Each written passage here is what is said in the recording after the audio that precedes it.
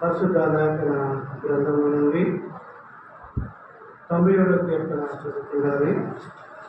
పరిశుద్ధ లేఖన 90వ కీర్తన చదువుతున్నది. 90వ కీర్తనలో అన్ని ప్రాముఖ్యమే. ఒక విషయాన్ని, ఒక వచనాన్ని జ్ఞాపకం చేయాలని ఆశపడుతున్నాను. 10వ చదువుతున్నది. యెహోవాను ప్రేమించువారులారా, చెడుతనమును అసహించుకొనుడి, తన భక్తుల ప్రాణములను ఆయన కాపాడుచున్నాడు. మరొక లేఖన భాగం చదువుతున్నది. అపోస్తలుడైన పౌలు కొరింథీ రాసిన 2వ పత్రిక 5వ అధ్యాయము 9వ వచనం. కావున దేహమందున్నను దేహమును విడిచినను ఆయనకి ఇష్టడమై ఉండవలనని మిగిలి అపేక్షించుచున్నాము. ఎందుకనగా తాను జరిగించిన క్రియలు అవి మంచివైనను సరే చెడ్డవైన సరే దేహముతో జరిగించిన వాటి ఫలములు ప్రతివాడు పొందునట్లు మనమందరము క్రీస్తు న్యాయపీఠము ఎదుట ప్రత్యక్షము కావలను. దేవుడి మాటలు మన ఇంట్లో దీవించి ఆశీర్వదించును గాక. ఆమె ప్రార్థన చేసుకున్నాయి. ప్రేమగల మా తండ్రి, కృపగల మా యేసు, మా స్తుతులకి పాత్రలు యేసయ్య, మీకు అలాగే స్తుతులు స్తోత్రం చెల్లిస్తూ ఉంటున్నా. నిలబడి నేను బలహీనే కానీ మీ వాక్యము శక్తి గలది, జీవము గలది. అట్టి జీవగలని మాటలు మరొకసారి మేమందరూ ధ్యానిస్తూ ఉంటుండగా మీరేమ మధ్య నుండి మీ ఆత్మాభిషేకత నింపండి. మీకు మా ప్రశ్నలు వాక్య విధాలు అర్థం చేసుకోవటానికి, వాక్య విధాలు ఆశీర్వదింపటానికి మీరే మాకు చూపించమని మా ప్రభువైన యేసుక్రీస్తు నామమున ప్రతిమాని వేడుకుంటున్నాము తండ్రి. ఆమేన్. ప్రియ స్నేహితులారా, చదవనటువంటి లేఖన భాగాలు మనం చూసినట్లయితే 2 విషయాలు మనం చూసి ఉన్నాం. పాత నిబంధనలో 90వ కీర్తన మరి 10వ వచనంలో చక్కనటువంటి మాటలని జ్ఞాపకం చేస్తూ ఉంటున్నాను. ఏమిటి అన్నమాట? యెహోవాను ప్రేమించేవారులారా, వినాలి. ఏమైంది? యెహోవాను ప్రేమించిన వారులారా, చెడుతనమును అసహించుకొనుడి, ఎందుకంటే తన భక్తుల ప్రాణములను ఆయనే కాపాడును. మరొక భాగం కూడా చదివి ఉన్న అధ్యాత్మ జ్ఞాపకం చేసుకుంటున్నాను. దేహమందున్నాను, దేహం విడిచినాను, ఆయనకు ఇష్టమై ఉండవాలని మిగిలి అపేక్షించుతున్నాను. ఎందుకనగా తాను జరిగించిన క్రియలు అవి మంచివైనా సరే చెడ్డవైనా సరే దేహంతో జరిగించిన వాటి పొందినట్టు మనందరం కూడా క్రీస్తు న్యాయపీఠం ఎదుట ప్రత్యక్షము కావలను. వాక్య భాగం చూసినట్లయితే మనందరము దేవునికి ఏ విధమైనటువంటి ఇష్టలుగా మనము జీవించే వారిమై ఉండాలి అనే ఉద్దేశంతో ఈ దినాన్ని చేర్చేటువంటి అందరికీ కొద్ది మాటలు జ్ఞాపకం చేయాలని ఆశపడుతూ ఉంటున్నాను. ఎందుకంటే ప్రియుడు కూడా జ్ఞాపకం చేశారు. దుర్దినాలు, అపాయకర దినాలు మరి అజ్ఞానమే కాక జ్ఞానం వల్లే నడుచుకోవాలని పెద్దలు జ్ఞాపకం చేశారు. ఎందుకంటే ఏ దినము, ఏ గడియ, ఏది సంభవిస్తుందో మనకెవ్వరికి తెలియనటువంటి దినాల్లో మనం జీవిస్తుంటున్నప్పుడు మరి తప్పక మనందరము కూడా ఈ దేవుని యొక్క జీవనకాల మాటలు యందు మనమందరము శ్రద్ధ నిలిపినటువంటి వారి ఉండాలనే విషయాన్ని మరొకసారి మీకు జ్ఞాపకం చేస్తూ ఉంటున్నాను. అందుకే ఈ విధంగా తెలియజేస్తుంటుంది. వాక్యంలో దేవుడితో మాట్లాడుతుంటున్నాడు. యెహోవాను ప్రేమించువారు అందరూ కూడా ఇదే విధంగా దేవుని ప్రేమించాలి, దేవుని ఆరాధించాలి, దేవుని మహిమపరచాలి అనేటువంటి ఆశ, ఆలోచన, ఉద్దేశము అందరూ కలిగినటువంటి వారిని ఉంటున్నాం. అయితే దేవుడు కూడా మనల్ని ఎట్టి రీతిగా ఆయన ప్రేమించాడు, ఎట్టి రీతిగా ఆయన ప్రేమను మర్యాదగా కనపరిచాడు, ఏ విధంగా ఎన్నికలేటువంటి మనలను, యోగ్యతలైన మనలను, ఎందుకు పనికినటువంటి మనలను, ఎందుకంటే పాపముల చేతను, అపరాధముల చేతను, దీనాతి స్థితులటువంటి మనలను ఏ విధంగా తన ప్రేమ చేత, తన విలువైనటువంటి రక్తము ద్వారా మన పాపాలను పరిహరింప చేసి ఆయన రక్తము ద్వారా నీతిమంతులుగా ఏ విధంగా తీర్చాడో ఆ ప్రేమను మనము జ్ఞాపకం చేసినటువంటి వారే.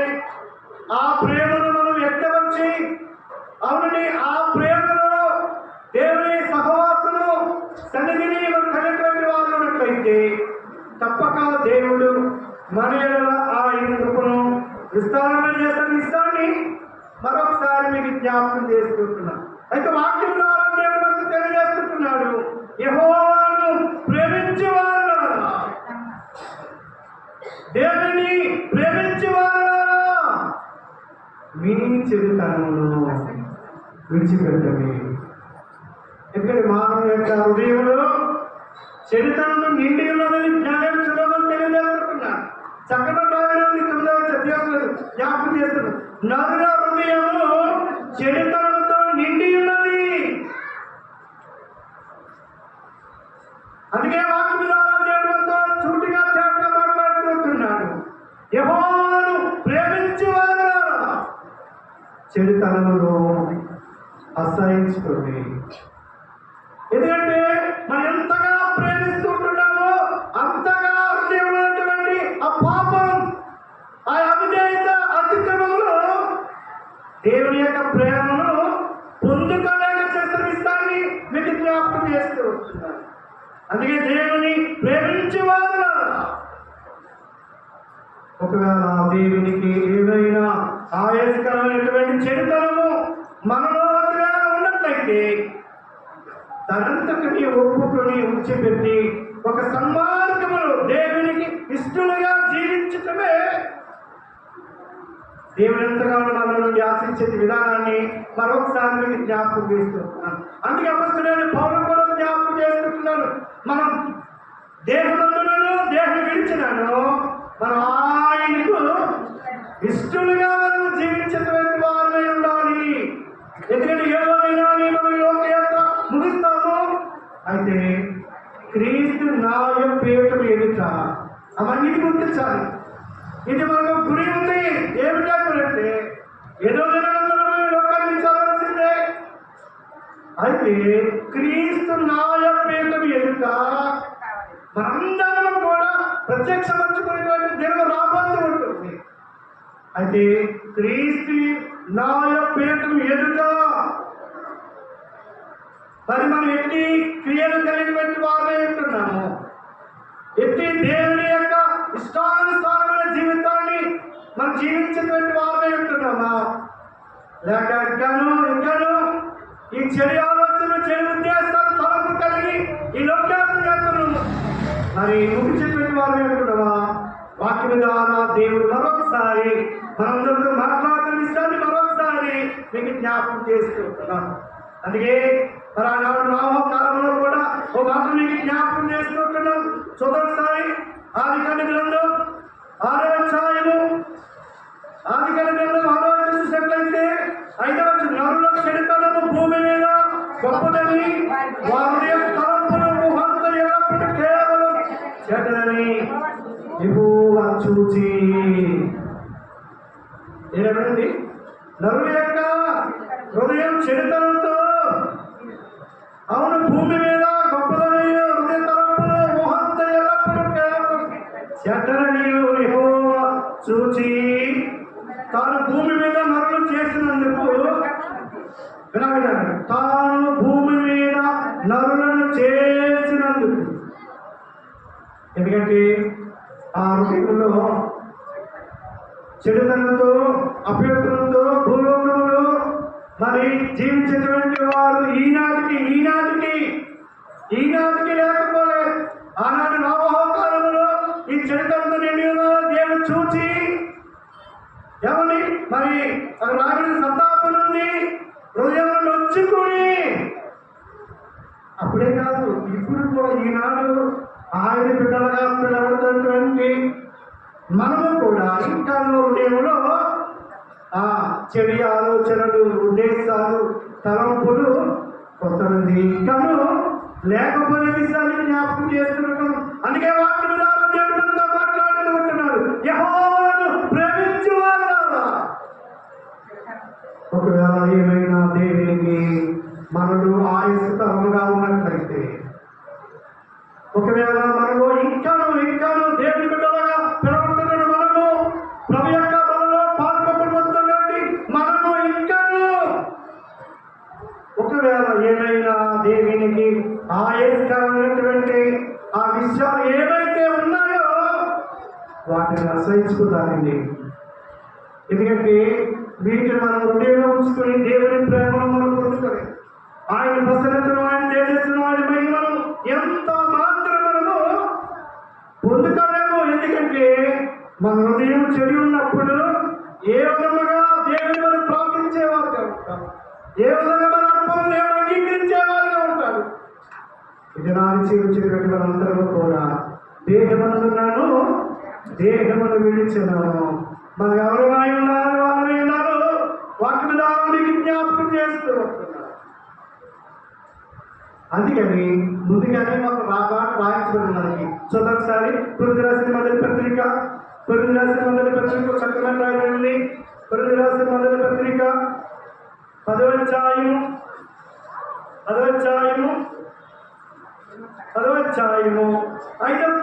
వచనము.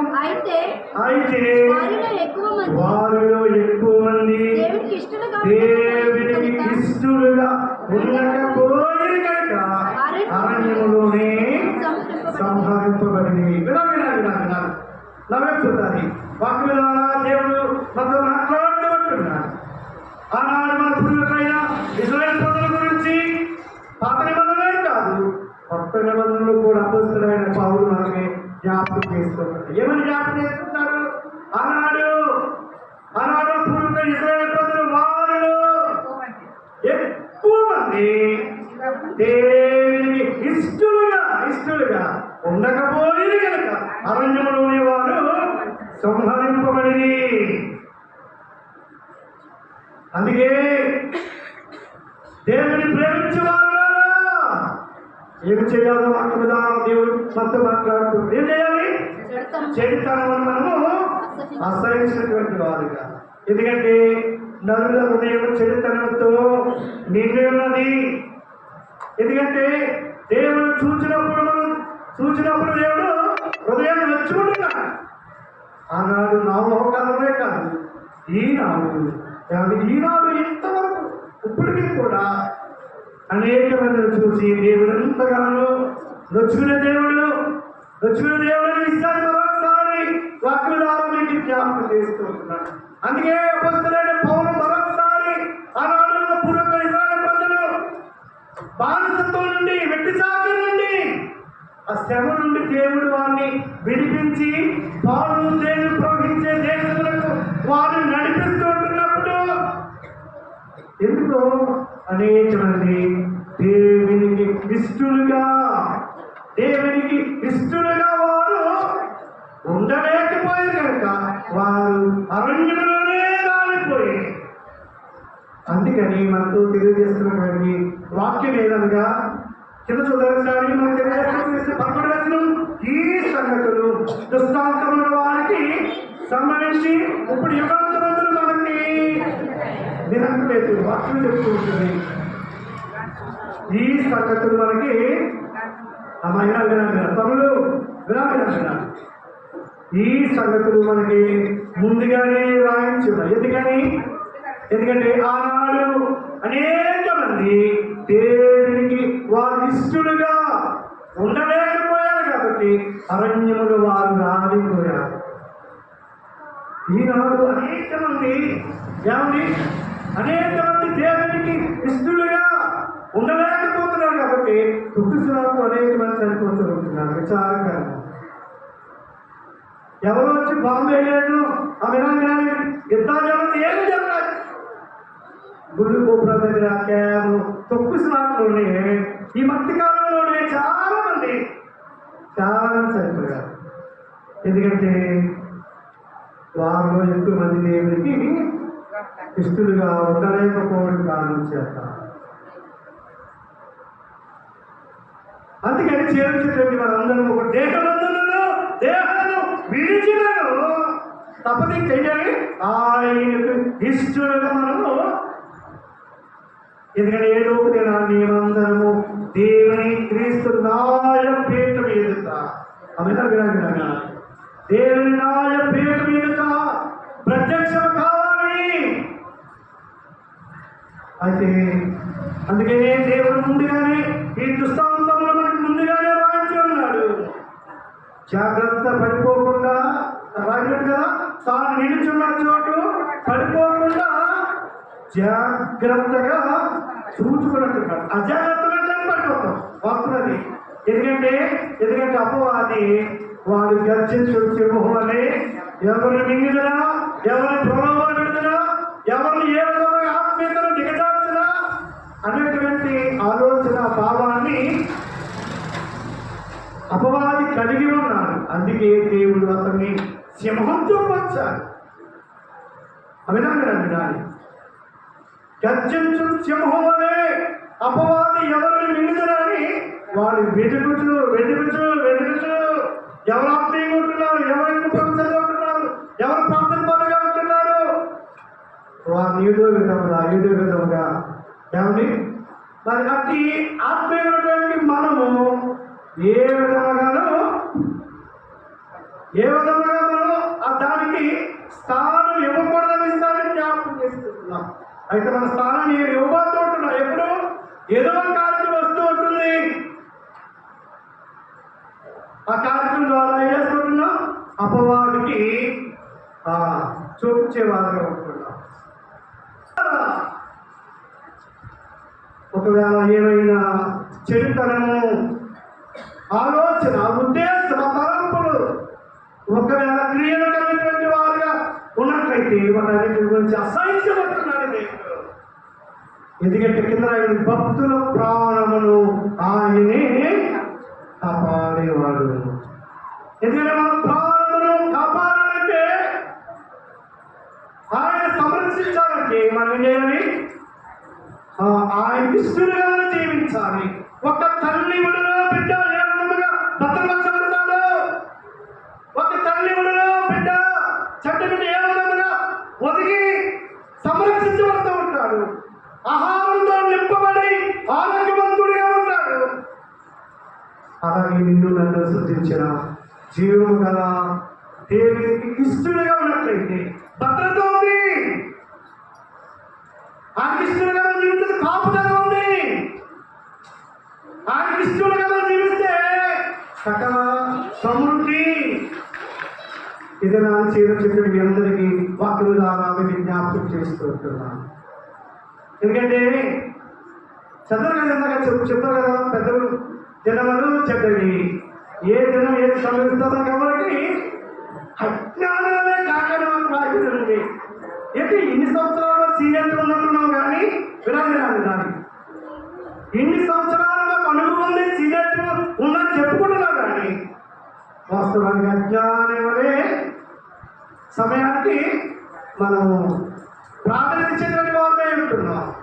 అయితే అతిథిగా కాకోకుండా దేవుని సన్నిధిలో చేరొచ్చిన మనందరూ కూడా దేవుని ప్రేమించే వాళ్ళ దేహము విడిచినను ఏం చేయాలి, ఆయనకి ఇష్టలుగా మన భూలోకంలో జీవించే వారిగా ఉండాలి.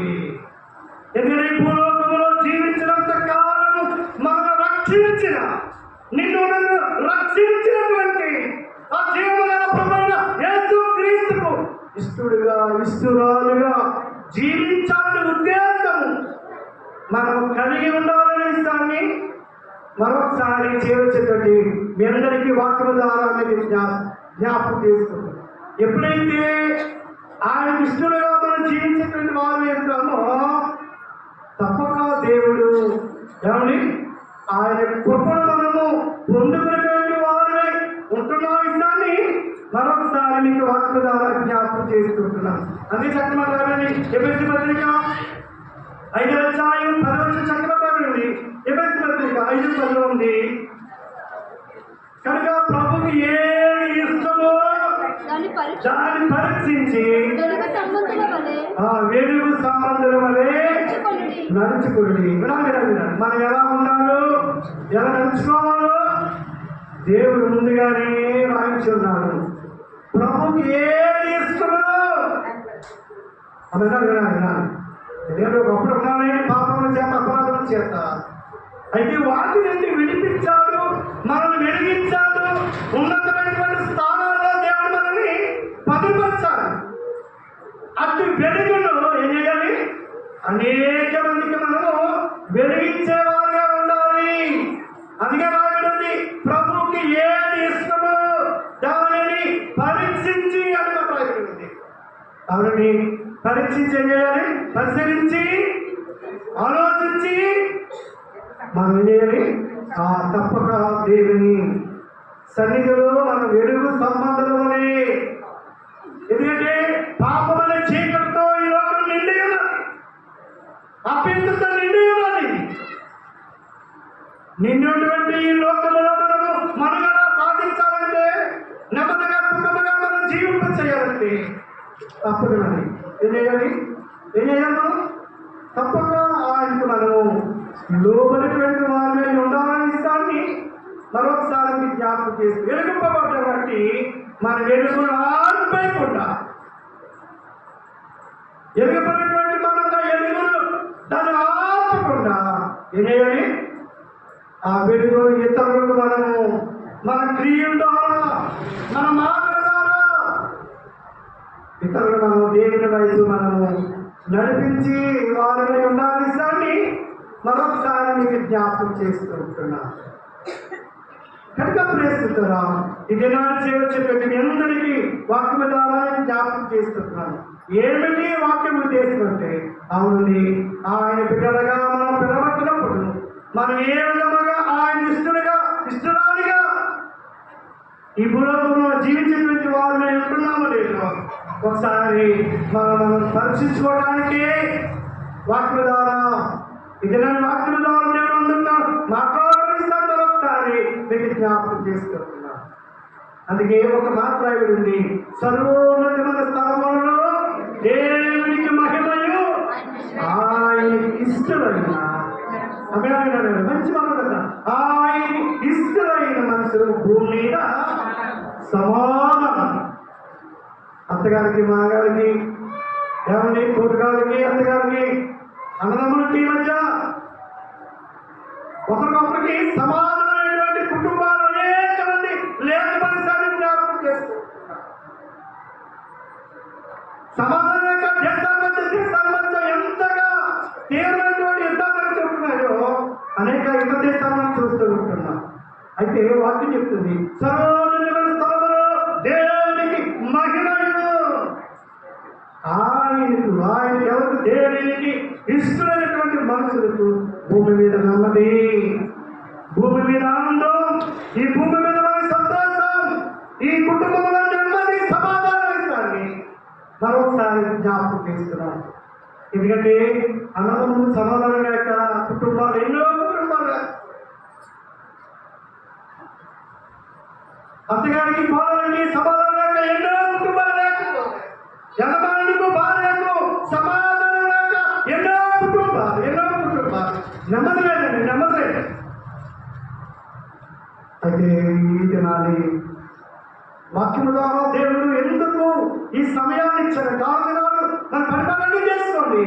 అయితే నా సన్నిధి, నా సుదినాన్ని ఈ వాక్యం ద్వారా మనము పురికొల్పడానికి అంత్య దినాల్లో, అపాయకర దినాల్లో మానవ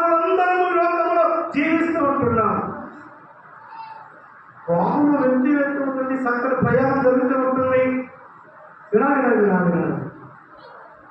ఎత్తేస్తున్నటువంటి పెద్ద చెప్పరు, బరువైనటువంటి చెప్పరు, 6 టన్నులటువంటి కంకరి ఎల్లెల్లి పసులు పడిపోతున్నాయి. అయితే ఊపిరాలుగా అమాయకంగా చెప్పతారు. ఏ విధంగా మరణమైనటువంటి వారు చెప్తున్నారు, ఇది నా చేతి అందరికీ జ్ఞాపకం చేసుకుంటున్నారు.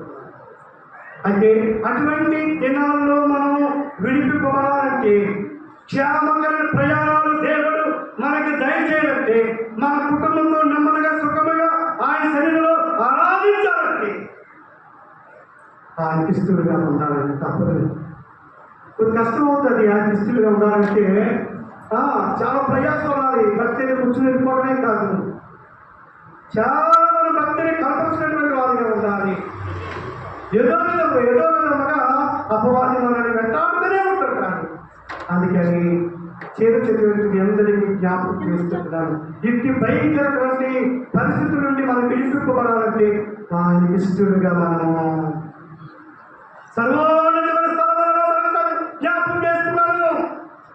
సర్వోన్నత స్థలంలో దేవునికి మహిమయు ఆయన ఇష్టమైన మనుషులకు భూమి మీద నెమ్మది భద్రత కాపుదల. ఎందుకంటే మనం ఇష్టలుగా ఉండలేకపోతున్నాం. ఒక ఆమె ప్రతి శుక్రవారం ప్రతి మంగళవారం 50 ఏళ్ళు 10 రోజుల కట్టడం అంటే అయ్యా నా రెడ్డికి పాడైపోయింది. ఇంటికా నుంచి 2 వస్తాకి అప్పుతో కూడా వస్తుంది. ఇప్పుడు మా ఈ సత్యదేవి తిన్నామే బస్సు అంతవరకు కూర్చొని రావాలి. అప్పుడు బస్సు వచ్చేలా కూర్చుంటుంది. అప్పుడు వెళ్తూ ఉంటుంది, రాజులో వెళ్తుంది, ప్రతి మంగళవారం వెళ్తుంది, ప్రతి శుక్రవారం వెళ్తుంది. ఎందుకని 2 పాడైపోతుంది. స్నానం కూడా సరిగ్గా చేయడానికి ట్యూబ్ వేశారు. సరిగ్గా ఏదో నిద్రపోవడానికి కూడా ఆశ్చర్యమైనటువంటి ఆమె చెప్తున్నటువంటి బాధ వర్ణితమైన. మనం ఏ పక్క ఇష్టంగా తిరిగి పడుకుంటున్నాం, ఆమె పడుకోవడానికి లేదా కారణం ఎందుకంటే ఆమెకి వేసి చూపిస్తారు కాబట్టి అది కదిలిపోతే పరిస్థితి పౌరుగా ఉంటుంది. ఇలా నాకు ప్రయాణం చేస్తూ ఉంటుంది. ఎంతకాలం ఉందంటే ఆ గుంతులు ప్రాణమంత వరకు కూడా ప్రతి వారంలో 2 సార్లు రాజమండ్రి గవర్నమెంట్ హాస్పిటల్. ఇప్పుడు రాగానే ఏమన్నా చేసి ఏమన్నా చేస్తారంటే చెప్పుకోకూడదు. కానీ చిన్న పరిస్థితుల్లో నేనే గవర్నమెంట్ హాస్పిటల్కి వెళ్ళాను. షుగర్ వల్ల ఈ చేతులు సరిగ్గా మూమెంట్ ఉండదని చెప్తే ముందు ప్రైవేట్ హాస్పిటల్కి వెళ్ళాను.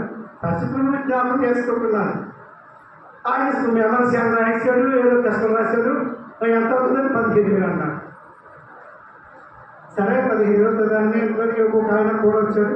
5,000 తిరుగు అది ఖర్చయిపోతే రజనీ దగ్గరికి గవర్నమెంట్ హాస్పిటల్ తీసుకెళ్ళాడు. ఇది ఫ్రీగా చేయించాడు. సరే ఏంటో చాలా కష్టమైపోయింది గవర్నమెంట్ హాస్పిటల్కి ఎదురికి. వాతావరణాన్ని ఇబ్బంది పడ్డాం. పరిస్థితిని బట్టి సరే వెళ్ళి ఆ బ్లడ్ టెస్ట్ నిలబడికి ఇంచుమించు 6 తీశారు. ట్రై చేశారు. ఇక్కడ బ్లడ్ తీయడానికి 6. ఎందుకంటే గవర్నమెంట్ హాస్పిటల్ అయి ఉండి కూడా ఇంకా నేను ముందు శాఖ వెళ్తే కట్టా ఉంటే ఆవిడ బయటకు పోయి అయ్యా మీరు ఇవి ఆపేయండి, నేను చెమట పట్టేసిన తర్వాత ఏమైనా అవుతుంది ఆపేయండి అన్న.